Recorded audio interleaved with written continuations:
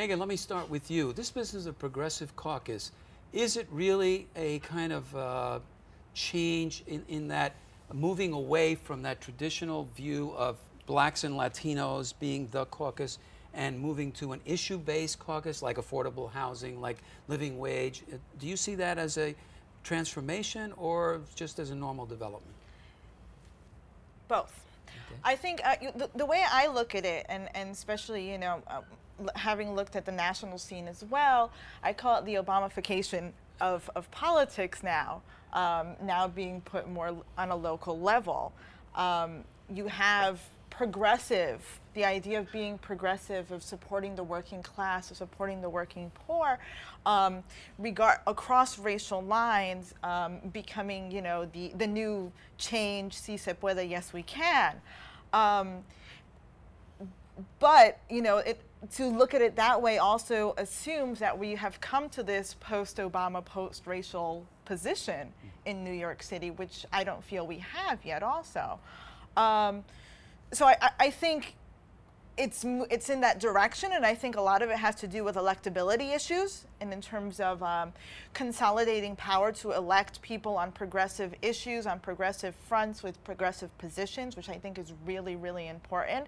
But I don't think that we should throw identity politics out the window quite yet, thinking that we've overcome those issues, or the need to create alliances based on identity politics.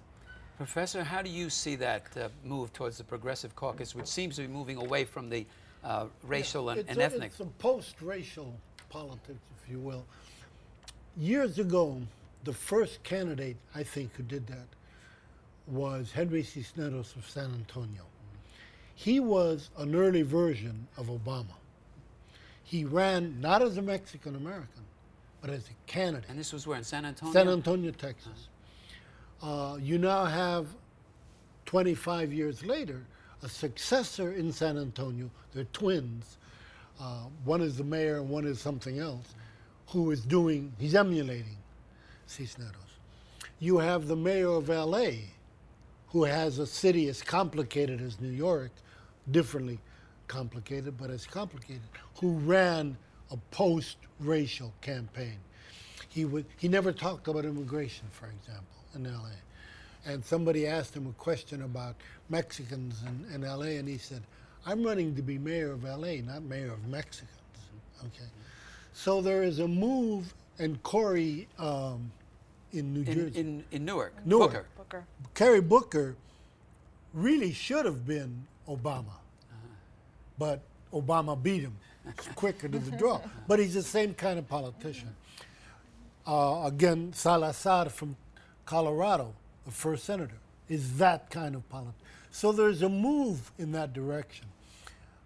In a fundamental way here, New York is I'm from Arizona. I spent 20-some years in Texas, in Austin.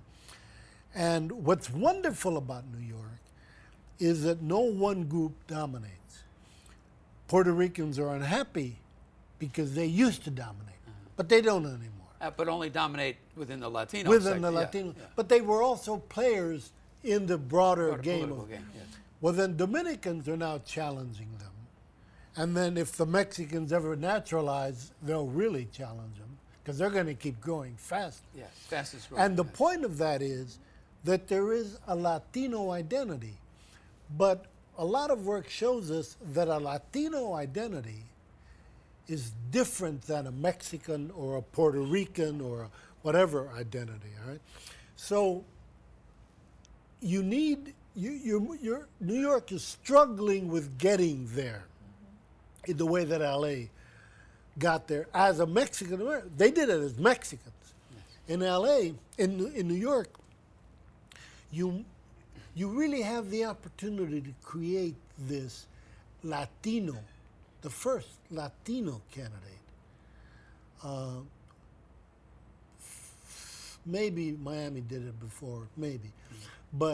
And that would be really spectacular. But it's going to have to be on a non-ethnic basis. Because if a guy runs as a Puerto Rican in New York, he's dead.